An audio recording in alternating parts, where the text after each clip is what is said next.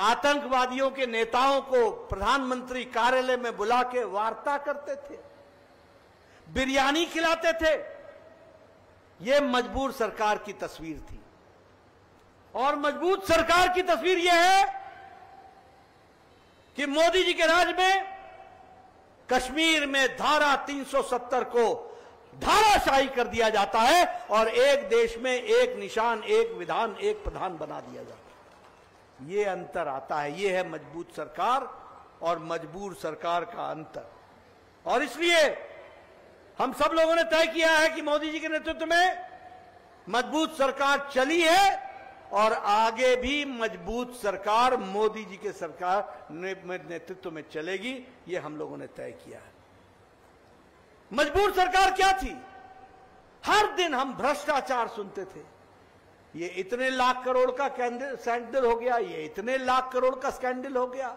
2G, 3G, जीजाजी, Commonwealth games, कोयला घोटाला, कौन सा घोटाला नहीं था? चीनी घोटाला, चावल घोटाला, हेलीकॉप्टर घोटाला, पनडुब्बी घोटाला, हर दिन हम सुनते थे।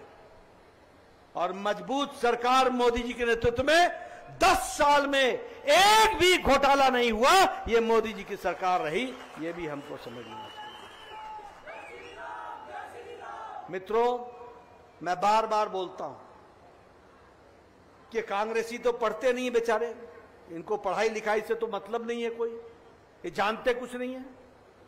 लेकिन साधारण मानवी जानता है कि आज जब अमेरिका की अर्थव्यवस्था लड़खड़ाती दिखती है, जब चीन की अर्थव्यवस्था पीछे आती हुई दिखती है, जब यूरोप की अर्थव्यवस्था डमाडोल दिखती है, जब जापान की अर्थव्यवस्था में ठहराव आ गया है, जब ऑस्ट्रेलिया की अर्थव्यवस्था लड़खड़ाती डगमगाती दिखती है, तो इन्हीं 10 वर्षों में मोदी जी के नेतृत्व में भारत की अर्थव्यवस्था 11वें नंबर से छलांग लगाकर 5वें नंबर की अर्थव्यवस्था बन जाती है। 5वें नंबर। और राजीव भारद्वाज को चुनाव जिता के भेजना, मोदी जी तीसरी बार प्रधानमंत्री बनेंगे और 3 साल के अंदर भारत दुनिया की तीसरी अर्थव्यवस्था बन जाएगी। यह भी हमको ध्यान में। दवाई में हम दूसरे नंबर पर आज खड़े हैं। दवाई बनाने में सबसे सस्ती दवा और सबसे असरदार दवा आज भारत बना रहा है। कोरोना की वैक्सीन भारत ने 100 देशों तक पहुंचाई। 100 कंट्रीज, 48 देशों को मुफ्त में कोरोना की दवा पहुंचाई गई। भारत अब मोदी जी के नेतृत्व में मांगने वाला भारत नहीं है, अब देने वाला भारत है। यह अंतर आ गया। इस्पात में, स्टील मैन्युफैक्चर में हम दूसरे नंबर पर हैं। ऑटोमोबाइल मार्केट में और ऑटोमोबाइल मैन्युफैक्चरिंग में जिस जापान की गाड़ियां टोयोटा, डैटसन हम जानते थे, आज हमने जापान को पछाड़कर भारत ऑटोमोबाइल मार्केट में तीसरे नंबर की मार्केट बन गया है। तीसरे नंबर की मार्केट। पेट्रोकेमिकल्स में हम आगे बढ़ गए। आपके हाथ में मोबाइल है, मैं बार बार सबको बोलता हूं, आप सबके हाथ में मोबाइल है। 10 साल पहले इस मोबाइल पे लिखा होता था made in China, made in Taiwan, made in Japan, made in Korea. आज आप सबके मोबाइल पे लिखा है मेड इन इंडिया। आज भारत एप्पल बना रहा है, एप्पल मोबाइल बना रहा है। सारे मोबाइल अब भारत में बन रहे हैं। यह बदलता भारत है। यह बदलती हुई भारत की तस्वीर है। मित्रों, मोदी जी ने, जैसा कि अभी राजीव भारद्वाज ने आपको बताया कि मोदी जी ने कोई जाति में नहीं बांटा, कोई धर्म में नहीं बांटा, कोई जातियों और प्रजातियों में नहीं बांटा। उन्होंने एक मंत्र पकड़ा, सबका साथ, सबका विकास, सबका विश्वास, सबका प्रयास। सबको साथ लेकर के चलेंगे। और जैसा राजीव ने बताया, गांव, गरीब की चिंता होगी, युवा की चिंता होगी, अन्नदाता किसान की चिंता होगी और नारी शक्ति की चिंता होगी। अगर इन चारों की चिंता हो गई तो भारत की चिंता हो जाएगी। इस मंत्र को लेकर के चले और इसीलिए गांव, गरीब, वंचित, पीड़ित, शोषित, दलित, युवा, किसान, महिला, इनको ताकत देने का काम किया तो मोदी जी की नीतियों और कार्यक्रमों ने किया। यह भी आप ध्यान में रखें।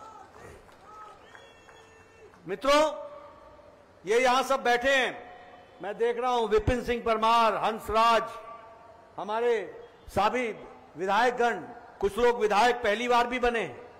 मैं इनके साथ साझा करना चाहता हूं, जब हम लोग विधायक बना करते थे, मैं 1993 में विधायक बन गया था, 95% मेरे गांव की सड़कें नहीं थीं, पगडंडियों में जाते थे, 4-4 दिन लगते थे,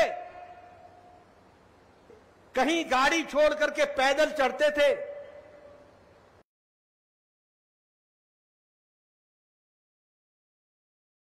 पगडंडियों से होते होते 20 गांव करते हुए, 30 गांव करते हुए 3 दिन बाद, 4 दिन बाद कहीं सड़क आती थी, तब हम उतर करके गाड़ी में बैठा करते थे। और आज मोदी जी के राज में पिछले 10 वर्षों में प्रधानमंत्री ग्रामीण सड़क 12,000 किलोमीटर बन गई। गांव गांव पर पक्की सड़क पहुंचाने का काम हुआ है। बोलो, गांव में सड़कें पहुंची है कि नहीं पहुंची है? पहुंची है कि नहीं? जरा जोर से बोलो, पहुंची कि नहीं पहुंची? ऑल वेदर रोड पहुंचा कि नहीं पहुंचा? हर मौसम में। मैं पिछली सभा में सुना रहा था कि पिछली सभा में कि जब शादियां होती थी तो हम लोगों के साथ बारात में हमारा होल्डॉल जाता था, बिस्तरू जाता था कि नहीं जाता था? बोलो, जाता था कि नहीं जाता था? और खच्चरों में लाद करके सामान जाता था कि नहीं जाता था? 4-4 दिन लगते थे कि नहीं लगते थे? एक बारात में 4 दिन 3 दिन लगते थे। आज आप सब लोग ग्रामीण सड़क योजना के कारण एक दिन में 4-4 बारातें अटेंड करते हो। 4-4 बारातें। मैं सही बोल रहा हूं कि गलत बोल रहा हूं?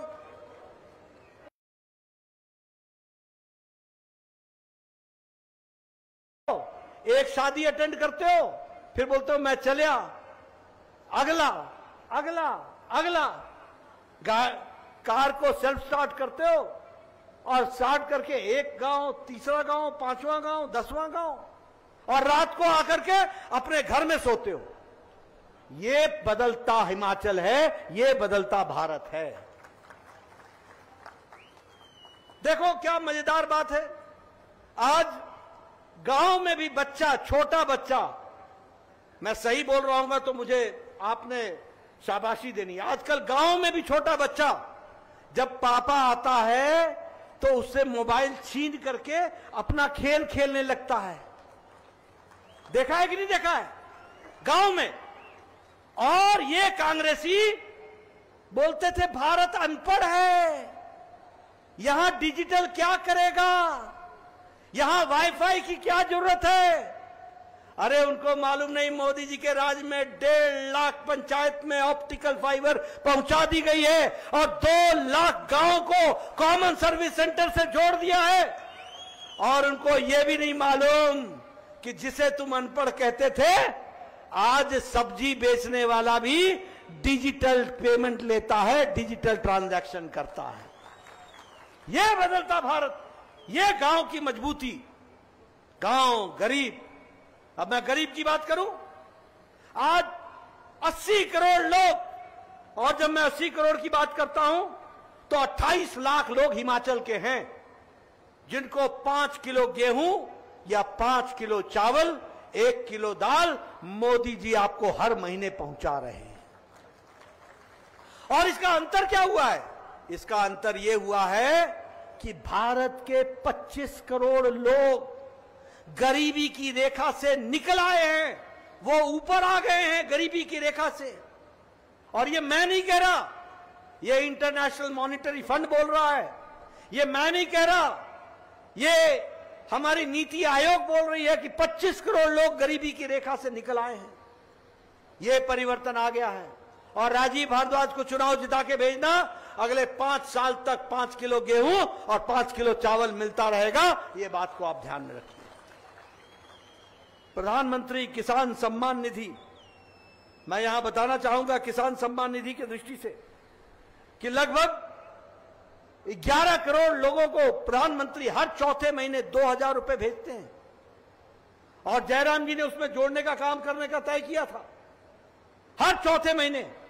और हिमाचल के उस 11 करोड़ में 9.5 लाख किसान हैं जिनको जोड़ा गया है हर चौथे महीने। और याद रखिएगा, मोदी जी ने तय किया है कि अगले 5 वर्षों में दाल में और तेल में दोनों में भारत आत्मनिर्भर हो जाएगा। अब बाहर से न दाल मंगवाएगा न तेल मंगवाएगा, आत्मनिर्भर हो जाएगा। मैं आपको एक बात और भी बताना चाहता हूं, क्योंकि 1993 में एमएलए हो गया था।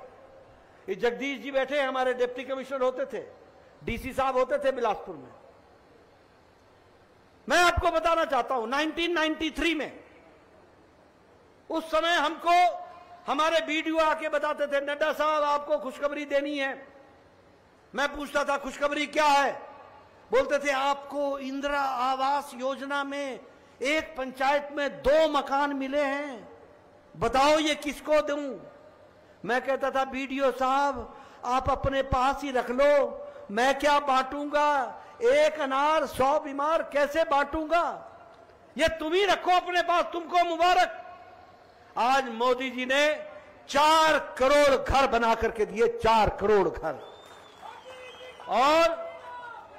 और कोई पंचायत नहीं है, यहां बैठे हुए एमएलए से पूछ लेना, हंसराज बताओ, कोई पंचायत नहीं है जिसमें 30 से 40 मकान प्रधानमंत्री आवास योजना में नहीं बने हों, कोई पंचायत नहीं। हमारे समय में पंचायत में हमको एक पंचायत में मिलता था 2.5 लाख रुपए विकास के लिए। आज मोदी जी के राज में एक एक पंचायत को 3 करोड़ से 5 करोड़ रुपए विकास के लिए मिल रहा है। यह बदलता भारत है। और मैं बताऊं, ये आवास योजना में तय कर लीजिएगा, राजीव भारद्वाज को चुनाव जिता के भेजिएगा, अगली बार मोदी जी 5 साल में 3 करोड़ और नए घर बनाएंगे। ये भी आपको ध्यान रखना चाहिए। और एक बात और बता दूं कि ये जो घर है ना, drawing room, bedroom, kitchen, gas का सिलेंडर और साथ में टॉयलेट, ये बना है, इसको बनाया है प्रधानमंत्री आवास योजना ने। और अगले 5 साल में हम अब सिलेंडर नहीं देंगे, मोदी जी आपके यहां गैस पाइप से पहुंचाएंगे और पाइप की व्यवस्था की जाएगी उसकी भी, और सस्ती गैस दी जाएगी पाइप से। और एक बात और सुन लीजिए, ये जो चलते ना, मैं बिजली में 300 यूनिट काटूंगा, मैं 200 दूंगा, मैं 100 दूंगा, मोदी जी के राज में अब आपका बिजली का बिल 0 हो जाएगा, 0। प्रधानमंत्री हर घर सौर ऊर्जा मुफ्त योजना, हर घर पे सौर ऊर्जा लगेगी। आपके बिजली का खर्च जो होगा वो पूरा होगा, और जो बिजली आप खर्च नहीं कर पाएंगे उसको सरकार ले लेगी और उससे आपका आमदनी का जरिया बनेगा। ये बदलता भारत है, इसको हमको समझना है। मैं यहां आयुष्मान भारत की भी बात करना चाहूंगा। मैं बार बार सुनाता हूं, देखो याद रखना, उजाले का महत्व तब समझ में आता है जब अंधेरे की त्रासदी जानते हो। पूर्णमासी का आनंद नमस्कार करने का चांद को तब आता है जब अमावस्या की रात याद हो। मैं आपको बताना चाहूंगा, यही 20 साल पहले, 30 साल पहले यहां बैठे सब लोग चिट्ठी लिखा करते थे और हंसराज जी तो सबसे आगे होते थे। मेरे इलाके में एक गरीब व्यक्ति है, उसको कैंसर का इलाज होना है। मेरे इलाके में एक गरीब व्यक्ति है, उसको हार्ट का ऑपरेशन होना है, वेल्व लगना है, इसके लिए 2 लाख रुपए खर्च होंगे, 2.5 लाख रुपए खर्च होंगे, 3 लाख रुपए खर्च होंगे। कृपया अनुशंसा करने की कृपा करें। बताइए आप करते थे कि नहीं करते थे? प्रधानमंत्री मोदी जी ने कहा कुछ बड़ा सोचो, और मोदी जी ने बहुत बड़ा सोचा। आयुष्मान भारत, भारत के 50 करोड़ लोगों को, गरीब लोगों को कौन है गरीब लोग?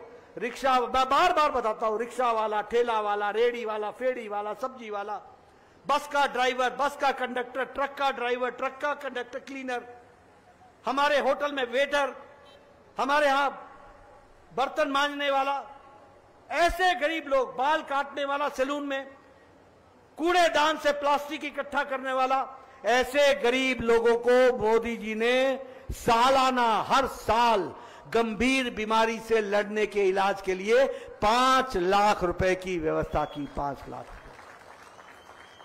और जयराम ठाकुर ने उसमें हिमकेयर जोड़ दिया।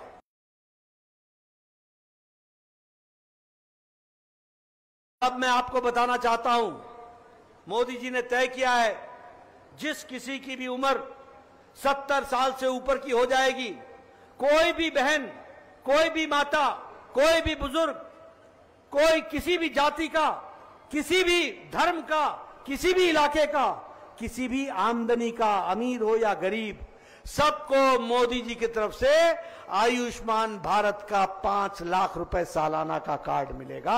यह व्यवस्था की। यह है बदलता भारत, जिसको आगे बढ़ाया है। मैं यहां यह भी आपको बताना चाहूंगा और पूछना भी चाहूंगा, मन में मेरे प्रश्न है। हर्ष महाजन जी मेरे बहुत पुराने दोस्त हैं। आप बताइए, आपने कभी सोचा था कि चंबा में मेडिकल कॉलेज मिलेगा? भैया सोचा था क्या? सोचा था क्या? और ये मोदी जी की सरकार आई, एक झटके में सिरमौर, हमीरपुर, चंबा मेडिकल कॉलेज, मंडी मेडिकल कॉलेज और बिलासपुर में all India institute of medical sciences, सबसे बड़ा मेडिकल साइंस का। यह बदलता हिमाचल है। कभी आपने सोचा था कि Indian institute of management Himachal में खुलेगा? कभी सोचा था? आज 400 करोड़ की लागत से इंडियन इंस्टीट्यूट ऑफ मैनेजमेंट खुल रहा है और उसके विकास के लिए। कभी सोचा था कि Indian institute of information technology खुलेगी?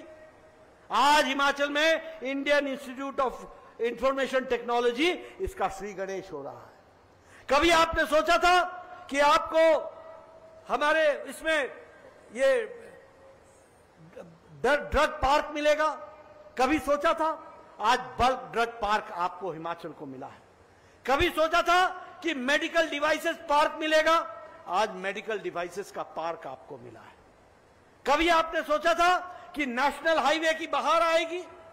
आज नेशनल हाईवे की बहार आई है।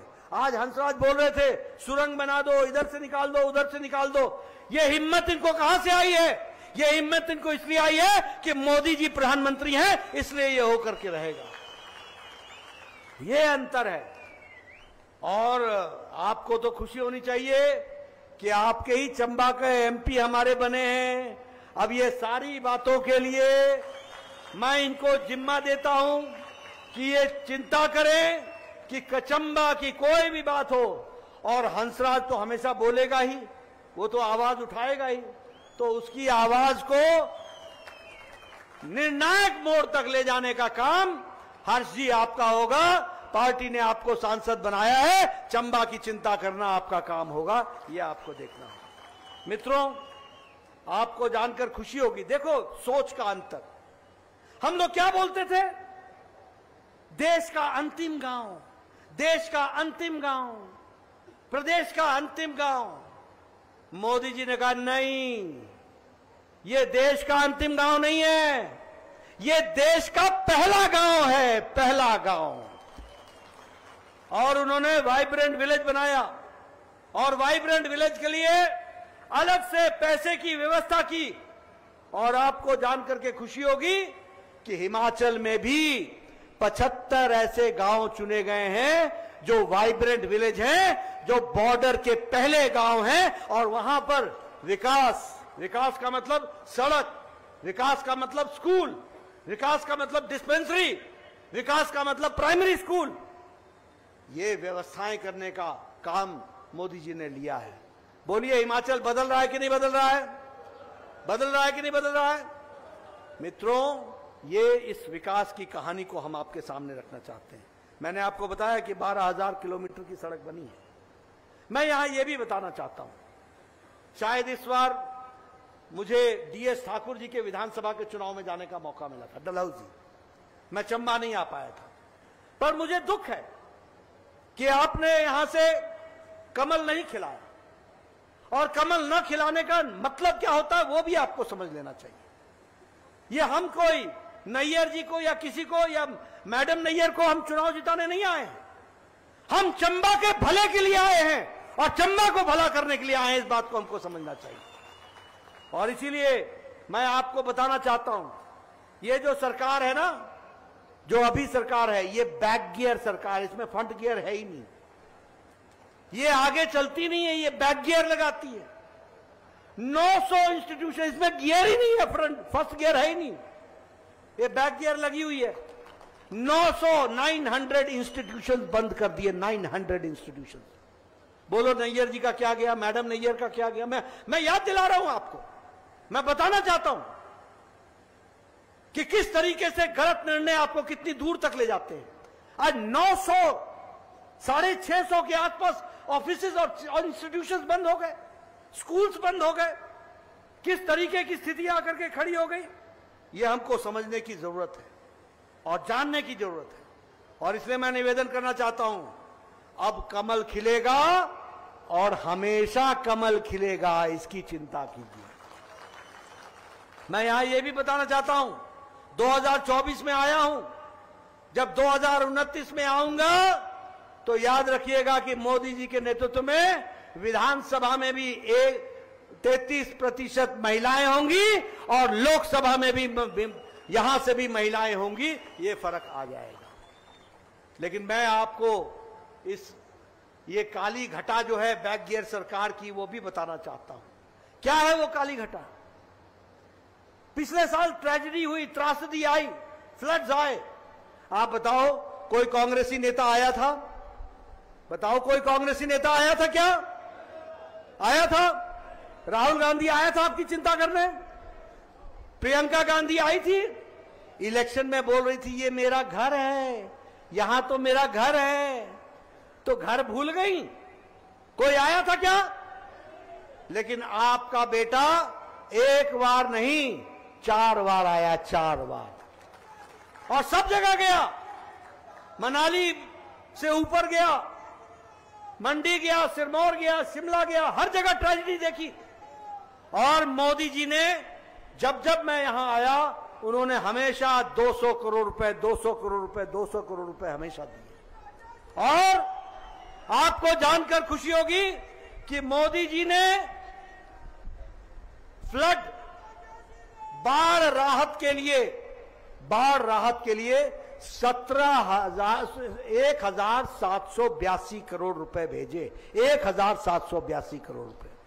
और उसके साथ अलग से 11,000 प्रधानमंत्री आवास योजना में 11,000 घर बनाने के लिए अलग से पैसे भेजे।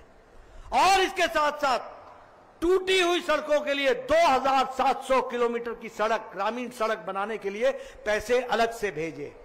अब मैं आपसे पूछता हूं, 11,000 घर बने क्या? बने क्या? चंबा में कोई घर बना क्या?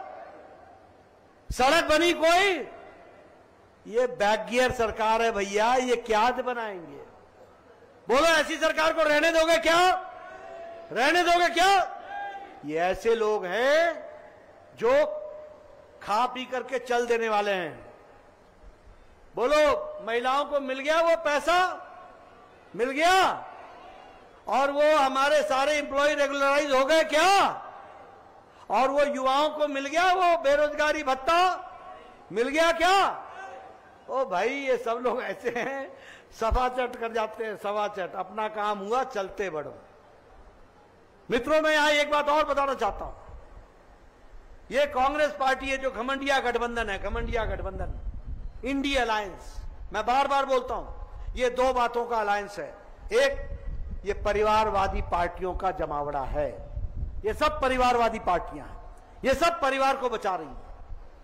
आप बताइए, फारूक अब्दुल्ला, उमर अब्दुल्ला को मुख्यमंत्री बनाना चाहता है कि नहीं चाहता है? बताइए। मुफ्ती साहब चाहते थे कि नहीं चाहते थे कि महबूबा बने? प्रकाश सिंह बादल सुखबीर को चाहते थे कि नहीं चाहते? चौटाला परिवार चाहता है कि नहीं चाहता है? मुलायम सिंह अखिलेश को बना के गए कि नहीं गए? अखिलेश के बाद डिम्पल आ गई कि नहीं आ गई?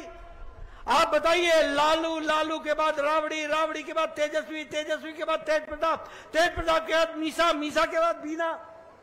ये सब परिवार के लोग हैं कि नहीं है? आप बताइए, ममता को भी भतीजा अभिषेक छोड़ के कोई पसंद आता है क्या? आप बताइए, केसीआर को केटीआर, दामाद, बेटी कविता, इसको छोड़ के कोई पसंद आता है क्या? और स्टालिन को, उदयनिधि स्टालिन के अलावा कोई पसंद आता है क्या? और करुणानिधि को स्टालिन पसंद आया था ना? और बताइए, ये बेचारा अजीत पवार को भी बाहर कर दिया, ये शरद पवार को भी सुप्रिया सुले ही है बेटी, और कुछ नहीं। और उद्धव ठाकरे भी आदित्य ठाकरे ही चाहता है, बाकी सबकी छुट्टी। बोलो, ये सब परिवार की पार्टियां हैं कि नहीं है? मैंने आपके सामने भारत का नक्शा खींच दिया कि नहीं खींच दिया? बताया कि नहीं बताया कि सब परिवार की पार्टियां हैं? इनको आपसे कोई लेना देना नहीं है, इनको अपने बच्चे मुख्यमंत्री बनाने हैं, अपने बच्चों को आगे लाना है। आप कहां इनके चक्कर में पड़े हो? ये तो परिवार की पार्टियां हैं। और दूसरा, ये भ्रष्टाचारी बचाओ पार्टियां हैं। मोदी जी कहते हैं भ्रष्टाचारी हटाओ, और ये कहते हैं भ्रष्टाचारियों को पनपाओ, भ्रष्टाचारियों को बचाओ। आप बताइए, कांग्रेस पार्टी ने कोयला घोटाला किया कि नहीं किया? जरा जोर से बोलना भैया। कोयला घोटाला किया कि नहीं किया? 2G का घोटाला किया कि नहीं किया? 3G का घोटाला किया कि नहीं किया? कॉमनवेल्थ गेम्स का घोटाला किया कि नहीं किया? पनडुब्बी का घोटाला किया कि नहीं किया? हेलीकॉप्टर का घोटाला किया कि नहीं किया? चावल का घोटाला किया कि नहीं किया? चीनी का घोटाला किया कि नहीं किया? नेशनल हेराल्ड का घोटाला किया कि नहीं किया? ये सारे घोटाले कांग्रेस के हैं। अब आप बताइए, लालू ने चारा खाया कि नहीं खाया? लालू ने जमीन के बदले नौकरी देने का भ्रष्टाचार किया कि नहीं किया? लालू ने अलकतरा खाया कि नहीं खाया? आप बताइए, डीएमके के नेताओं ने टीचर की भर्ती में पैसे इकट्ठे किए कि नहीं किए? आपने देखा वो पैसों का जखीरा? देखा कमरे के कमरे नोट?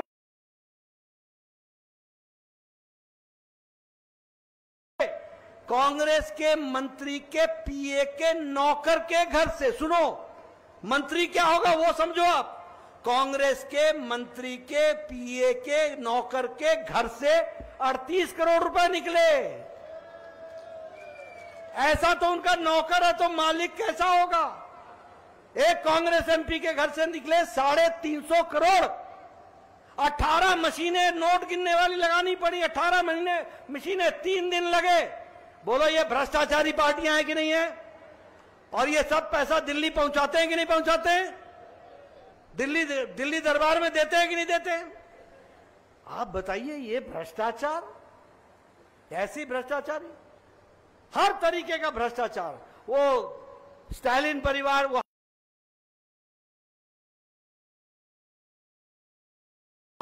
कौन कौन सा भ्रष्टाचार करते हैं? आप बताइए, सोनिया गांधी बेल पर है कि नहीं है? जरा जोर से बोलना, है कि नहीं है? राहुल गांधी बेल पर है कि नहीं है? चिदंबरम बेल पर है कि नहीं है? उसका बेटा बेल पर है कि नहीं है? लालू यादव बेल पर है कि नहीं है? अभी 1 तारीख तक केजरीवाल बेल पर है कि नहीं है? 1 तारीख को वापस जाएगा। आप बताइए, मनीष सिसोदिया जेल में है कि नहीं है? सत्येंद्र जैन जेल में है कि नहीं है?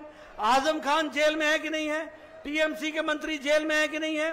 डीएमके के मंत्री जेल में है कि नहीं है? ये ऐसे भ्रष्टाचारियों का टोला है, या तो बेल पर हैं या जेल में हैं। ऐसे भ्रष्टाचारी। आप बताइए, ऐसे लोगों को आगे आने दोगे क्या? इनको आशीर्वाद मिलेगा क्या? और मैं मित्रों एक बात और बता दूं, अब ये क्या कर रहे हैं? ये अब हमारे आदिवासी भाई, हमारे ट्राइबल भाई, हमारे ये दलित भाई, इनके आरक्षण पर डाका डालने की तैयारी कर रहे हैं। डाका डालने की तैयारी कर रहे हैं। ये राहुल गांधी संविधान की पुस्तक लेके फिरता है, पढ़ता है नहीं, पढ़ता नहीं है, पुस्तक लेके फिरता है, मालूम नहीं कितना पढ़ा लिखा है। ये डॉक्टर भीमराव अंबेडकर ने साफ लिख दिया है कि मजहब के नाम पर, धर्म के नाम पर आरक्षण नहीं मिलेगा। और इन्होंने 4 बार दलित भाइयों का और आदिवासी भाइयों का आरक्षण छीन करके माइनॉरिटी को देने का काम किया, 4 बार। और चारों बार कोर्ट से वह उसका फैसला बदला गया। और कर्नाटक में इन्होंने पिछड़ा का रिजर्वेशन, बैकवर्ड का रिजर्वेशन, उसको उन्होंने माइनॉरिटी मुस्लिम को देने का प्रयास किया।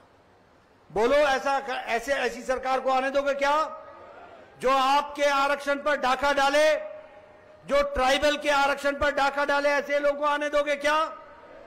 मित्रों, इसलिए ये सारी बातें आपको बहुत तफसील से जानने की जरूरत है और उसको आगे बढ़ाने की जरूरत है।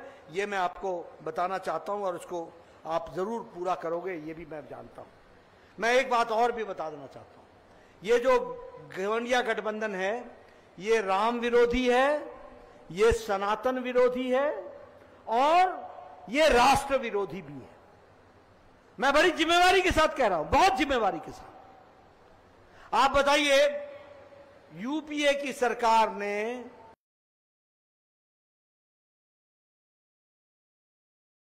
राम काल्पनिक है, कहा था कि नहीं कहा था? कहा था कि नहीं कहा था कि राम का कोई ऐतिहासिक तथ्य नहीं है, राम का कोई वैज्ञानिक आधार नहीं है? ये कोर्ट में एफिडेविट दिया। और कपिल सिब्बल ने कहा ये राम जन्मभूमि का किस्सा लटकाओ, इससे बीजेपी को फायदा होगा। आपने कमल के निशान पर बटन दबाया, बीजेपी को जिताया, मोदी जी को प्रधानमंत्री बनाया और मोदी जी ने कोर्ट का रास्ता प्रशस्त होने पर भव्य राम मंदिर बना करके उसकी प्राण प्रतिष्ठा कर दी। ये हम लोगों ने देखा। इसलिए ये राम विरोधी, ये सनातन विरोधी भी है। ये उदयनिधि स्टालिन बोलता है सनातन डेंगू है, बोला था कि नहीं बोला था? सनातन मलेरिया है। ए राजा डीएमके का नेता बोलता है सनातन एचआईवी है। और सोनिया गांधी चुप, राहुल गांधी चुप, प्रियंका गांधी चुप। इनको सुनाई नहीं देता, दिखाई नहीं देता, बोला नहीं जाता, चुप हो जाते हैं। ये क्या जाने सनातन क्या होता है, ये क्या जाने सनातन का महत्व।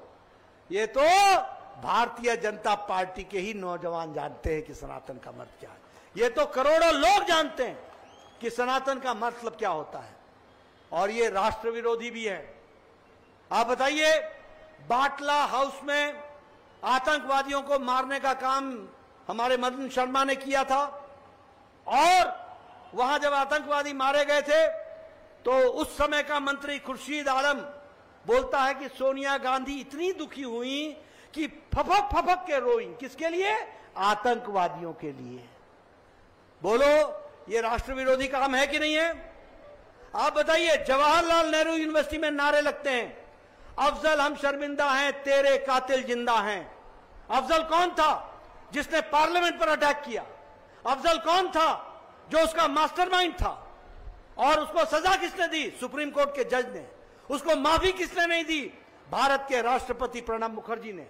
यानी प्रणब मुखर्जी जी और सुप्रीम कोर्ट का जज कातिल हो गया और अफजल तो हम शर्मिंदा, वो शर्मिंदा हो गए कि उनके कातिल जिंदा है। और राहुल गांधी दूसरे दिन इन लोगों के साथ जाके जेएनयू में खड़ा हो जाता है और अभी ऐसे लोगों को लोकसभा का टिकट देकर के कैंडिडेट बनाता है। बोलो, ऐसे राष्ट्र विरोधियों को आगे आने दोगे क्या? आने दोगे क्या ऐसे राष्ट्र विरोधियों को? ये राष्ट्र विरोधी भी है हर तरीके से। अभी अभी राजनाथ जी ने कहा कि पीओके के लोग भारत में आना चाहेंगे। हमारे फारूक अब्दुल्ला साहब ने कहा पाकिस्तान ने चूड़ियां नहीं पहनी है। मतलब आप पाकिस्तान के वकील हो क्या? आप उसकी वकालत कर रहे हो क्या? आप उसकी तरफदारी कर रहे हो क्या? ये सब लोग, ये सारा घमंडिया गठबंधन, ये देश को कमजोर करने के लिए लगा हुआ है। ये देश को जो विरोधी ताकतें हैं उनको पनपाने में लगा हुआ है, उनको खाद देने में लगा हुआ है, उनको पानी देने में लगा हुआ है, उनको आगे बढ़ाने में लगा हुआ है। इसलिए मित्रों, देश सुरक्षित है तो मोदी जी के नेतृत्व में, देश अगर आगे बढ़ रहा है तो मोदी जी के नेतृत्व में। और इसीलिए ये हमारा संकल्प होना चाहिए कि हम 1 तारीख को राजीव भारद्वाज को कमल के बटन पर निशान पर दबा करके, बटन दबा करके, और हम विकसित भारत के संकल्प में अपना संकल्प पूरा करेंगे। आपने मेरी बात बहुत ध्यानपूर्वक सुनी, बहुत बहुत धन्यवाद। जय भारत, जय हिमाचल। धन्यवाद। नड्डा जी का जय श्री राम। नड्डा जी का जय श्री राम। अब मैं बटियात के भी